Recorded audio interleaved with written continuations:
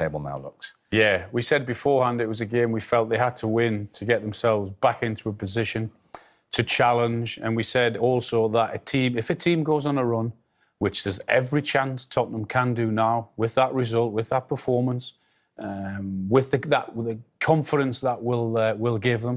So it's been a very, very good weekend for Tottenham. I think they took advantage of the fact that Manchester City, for some reason, it didn't quite happen. I thought Mahrez was pretty poor today, but our man Tanganga, yeah, he marked him pretty well. And I thought the end product in certain situations weren't right. And it was a day that if you're going to have a go at them, this was the day, like the gaffer said, Glenn Hoddle said. And in the end, you know, you said it had 2 shots on target or something? The first 2 shots on target were 2 goals. 2 for goals. Tottenham, weren't they, after conceding so many chances. And so then when you get into that situation, you could tell it's going to be their day, but you can see where they are missing Harry Kane, because they didn't have that focal point up there, Steve, but at the same time, there's a lot of buzzing going on, and once it did start to happen, they looked pretty dangerous. And, of course, City have gone down to 10 by that stage. 2 yellow cards for Zinchenko. Yeah. Any complaints about either of them? No, well, he was one of the yellow card for the bit of the melee after the penalty decision. He comes storming in there, and the assistant referee, I think, informs Mike Dean, the referee, that he should yellow card. I think it was 3 players in the end who got the yellow card. So in terms of that one, he can't really complain. He's come from near the halfway line to get involved. And then the second one, he knows exactly what he's doing. It was a stupid challenge. He knows he's on a yellow card. He's actually looking at him the whole way. So, yeah, Mike Dean gets that absolutely right. I think as well you could see in that melee, I think it was Sergio Aguero and Serge Aurier. There was a kind of slap who saw the blood in his mouth. But you have to look at that one there in particular and think to yourself, Kyle Walker was covering him. So even if Harry Winks did get past him, if he could have tracked him, like I think the commentator said, then they may have seen out the danger. And I think that going down to 10 men really put the pressure on them. Yeah. No, it was... then they managed the game really well after that, Tottenham. It's been a fantastic weekend for them, a brilliant day. In terms of the goals, in terms of a clean sheet, Lloris played very well. The penalty save, made a brilliant save from Aguero when he put it onto the post early on in the game, and of course they're debuting, scoring a goal, and a fantastic goal at that. So what a day for them. Yeah, and Aguero, of course, was the one to make way when Zinchenko. Yeah, that was. I found that really strange, wasn't it? Because they're down to 1-0, and then he makes that change and takes Aguero off. So I found that strange to begin with. OK. I think we can go to the Tottenham Hotspur Stadium. No? OK, we're going to go there in a moment, I think, and get some reaction. Because, as Alan was saying, that will galvanise the Tottenham dressing room at this stage, won't it? Well, it will, because any win that they can get when they haven't got their main man and they play, and it's against City. Whatever we say about against City, they are still a fantastic team. And when you beat them, that's going to give you a certain amount of confidence. And because Spurs are so good, it's a situation where they can just continue to build momentum on that kind of win. Let's find out exactly what it means to the Tottenham dressing room, because one of their goal scorers, Son, I'm delighted to say. So, this dramatic Premier League weekend is completed. It all started with Chelsea, of course, with that point at Leicester. Some huge wins at the bottom yesterday, none more so for Bournemouth. West Ham throwing away that lead, Watford 2.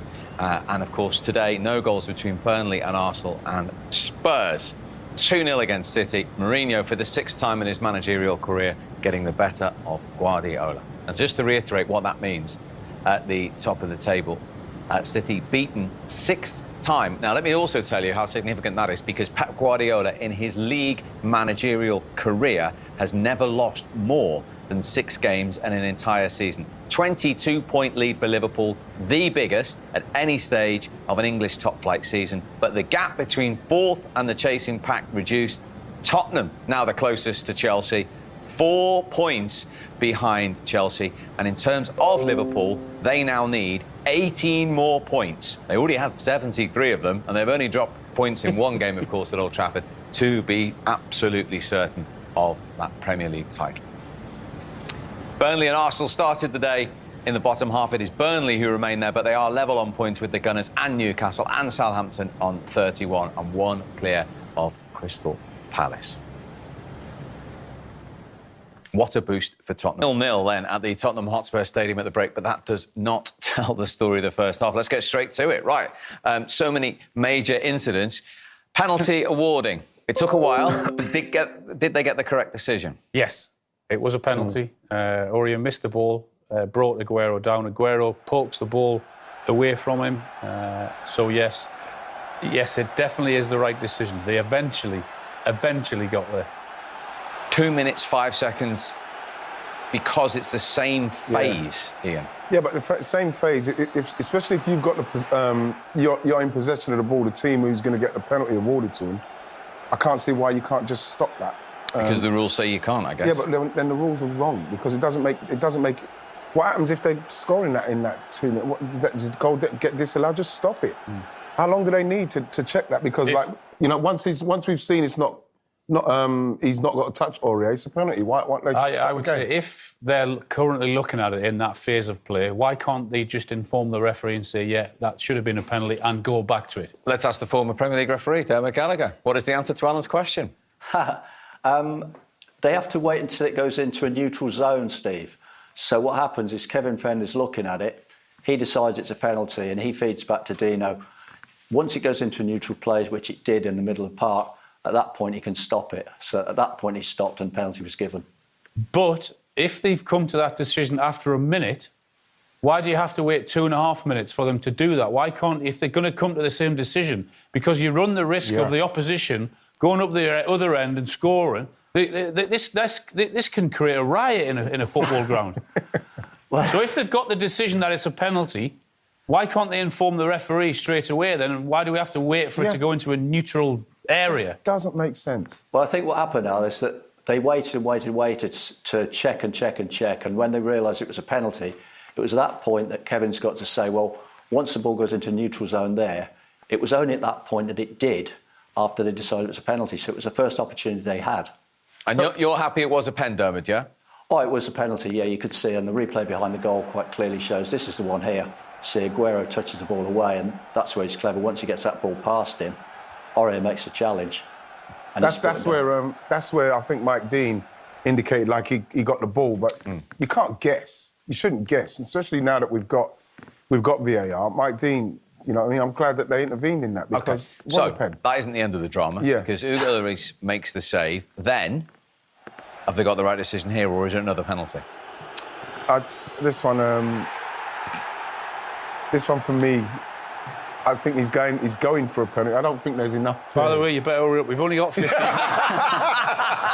I've got to get into my yes or no rating? I've got to get penalty into my second or no penalty? I'm getting into my second phase. I think that this one wasn't a penalty. Wasn't. Alan? No. With the angles that I have seen, which haven't been great, I think that's another penalty. Oh, do you? Mike? I do, yeah. Dermot? I think no, I'm with Wrighty on this. I think he's gone in, he realised he can't get the ball, and he's taken a bit of a chance. He's on the way down, isn't he, Derm? You see him?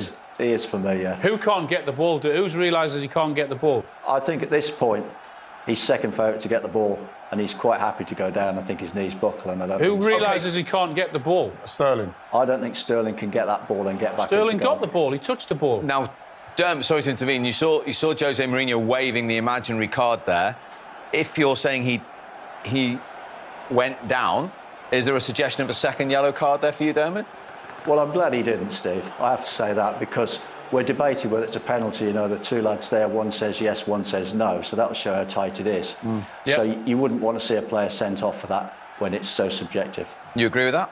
Well, I thought it was a penalty. Yeah, right. You agree with that? No. Or are you still in your third phase? I don't think it was a penalty, but I think that what Dermot's saying, I think Sterling realises he can just get there so as he can get the penalties. He's trying to get the penalty. OK, on the subject of yellow and red cards, that was yellow. Any problem with this? No, not for me. I think that there's not enough. He's not intently trying to do. He's not out of control of his body for me, what I've seen. I think it's more reckless than anything. It's a really tight call, but I think he gets the right decision in terms of it's a yellow card, yes. Dermot?